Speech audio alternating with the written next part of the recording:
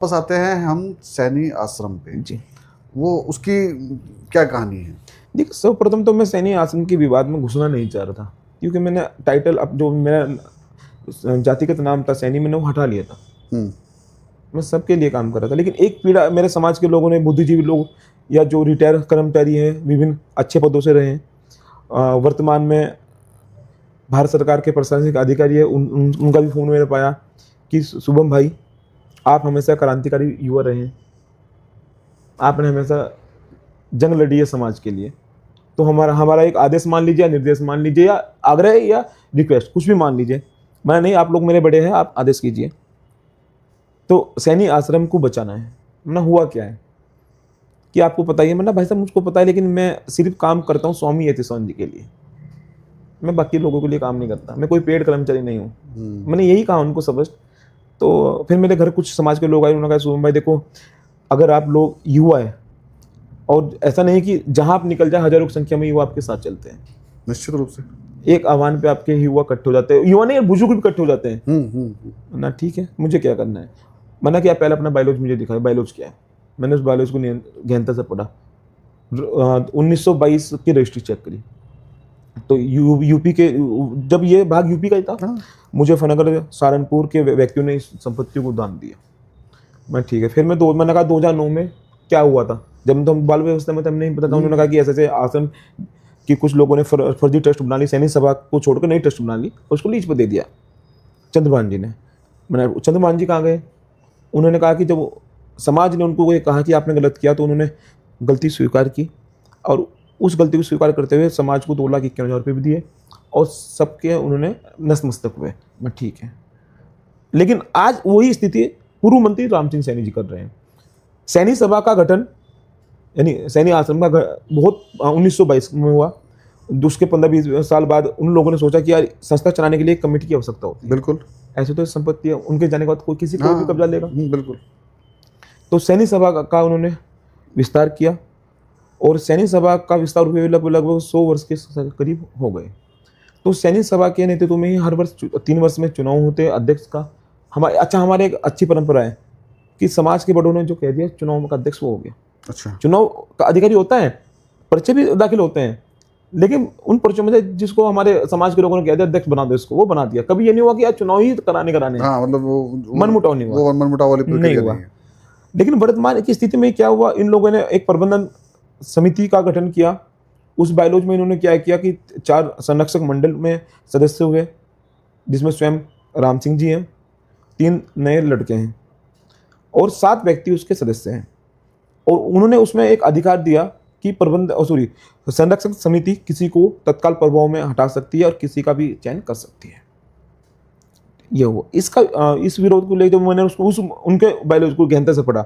मैंने तो बहुत गलत विरोध है, मतलब गलत है ये तो। हाँ, क्योंकि सैनिक सभा का तत्वावधान में आज तक चला है, तो सैनिक सभा, और सैनिक सभा में एक नियम है कि 31 रुपये में व्यक्ति 3 साल का सदस्य बन सकता है। उस व्यक्ति 31 रुपये वाले व्यक्ति को चुनाव लड़ने का अधिकार भी है, मत का भी है। और इन्होंने क्या किया, उसमें 21,000 का व्यक्ति सदस्य बन सकता है, जो 21,000 रुपये देगा दान। और उसको सदस्य यानी वोट डालने का अधिकार होगा नहीं होगा, ये 7 लोगों की कमेटी तय करेगी। ओके, मैनिपुलेट कर दिया। हाँ, और उसमें फिर हम संरक्षक मंडल में आते हैं। हमारे उत्तराखंड में हमारे माननीय राज्यसभा सांसद बहन कल्पना जी है, 2 राज्य मंत्री भी है। संरक्षक का अर्थ क्या होता है? बड़ा का या कोई अभिभावक। हाँ, अभिभावक वही बन सकता है, या किसी पे कोई जिम्मेदारी हो बड़ी, या उस व्यक्ति ने समाज के लिए कुछ बड़ा योगदान किया हो। ठीक है, राम सिंह जी मंत्री रहे, मैं मानता हूँ, स्वीकार करता हूँ, वो संरक्षक बन सकते हैं। लेकिन वो जो नए 3 व्यक्ति है, जिन्होंने दुकान से हटके अपना बाहर का आज तक ये नहीं देखा, कि उनको समाज जानता भी नहीं वे व्यक्ति है कौन, समाज का कोई व्यक्ति नहीं जानता कि ये व्यक्ति कौन है, तो उनको कैसे स्वीकार कर देगा? सही बात है। और इस कमेटी में इन्होंने क्या किया कि 5 साल के बाद चुनाव हो गए, और चुनाव हो गए या नहीं हो गए वो भी संरक्षक मंडल तय करेगा। अच्छा, हाँ, तो सारे तो सब बदल के रख दिया सारे। हाँ, पूरा बैलेंस बदल दिया। आप कह सकते हैं कि एक इस संपत्ति को हड़पने की बात है। बिल्कुल। तो उस विरोध में मैं आ गया। मैंने ठीक है, संघर्ष समिति बनी, एक नवीन है करोंदी का लड़का, वो उसका अध्यक्ष है। नवीन भाई का फोन आया कि शुभम भाई आपको साथ आना है। मैंने भाई मैं साथ आऊंगा, मैं न्याय के साथ हूँ, मेरी व्यक्ति विशेष से लड़ाई नहीं है, लेकिन विचारों की लड़ाई है। समाज की धरोहर है, उसको बचाने का तो कर्तव्य है आपका। तो मैं उस लड़ाई में कूद गया, तो लगातार मेरे पे प्रेशर बनाया गया अनेक स्रोतों से कि भाई आपका जीवन बहुत लंबा है, आप बड़े अच्छे व्यक्ति हैं, यानी अनेक प्रकार के मुझे लोभ में लिया गया। और लोग दोनों चीजें थे, मतलब जीवन हाँ। लंबा है और वो तो मिठाई के अंदर मिर्ची भी थी। हाँ, धमकी भी थी तो मिठाई भी थी। हाँ, समझ लो आप। मैंने कहा कि भाई धमकी तो मैं किसी से डरता नहीं, और कुछ शब्द मैंने कड़े कहे। मैंने कि अगर मैंने लाइव आके ही कहा, मैंने समय रख लीजिए, स्थान रख लीजिए, और जितनी संख्या इकट्ठी कर सकते हैं इकट्ठी कर लीजिए। देखना है कितना जो बाजू कातिल में सर परोसे की तमन्ना हमारी, अब हमारे दिल में मैंने हम वहीं पहुंच जाएंगे। और सुबह अकेला आएगा, तुम जितने मर्जी इकट्ठे कर लो, अगर इस गलत फहमी में मत रहना कि डर जाऊंगा धमकी से, और प्यार से तुम मेरी जान भी ले सकते हो। तो फिर कुछ लोग आए, उन्होंने प्यार से मेरे से निवेदन किया कि शुभम भाई हमें 4 दिन का समय दीजिए, हम इस मुद्दे को समाप्त करते हैं। मैंने ठीक है। लेकिन उन्होंने क्या किया, समाप्त ना करके एक सभा बुलाई सैनी आश्रम में प्रस्ताव की कि अपना कॉलम पूरा कर सके। उसका हमने बहिष्कार किया, उसमें विरोध किया। आपने उसमें देखा भी होगा, सोशल मीडिया में चला है मारपीट का।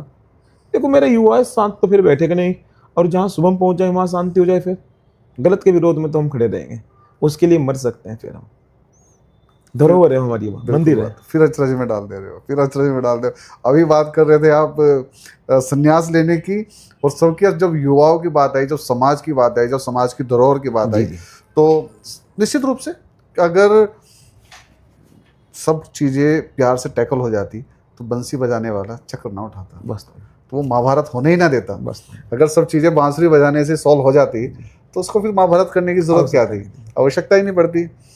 अद्भुत है, ये अपने समाज के लिए खड़ा होना चाहिए, क्योंकि समाज के लिए देखो क्या है, नेतृत्व तो करना हर किसी के बस की बात नहीं है।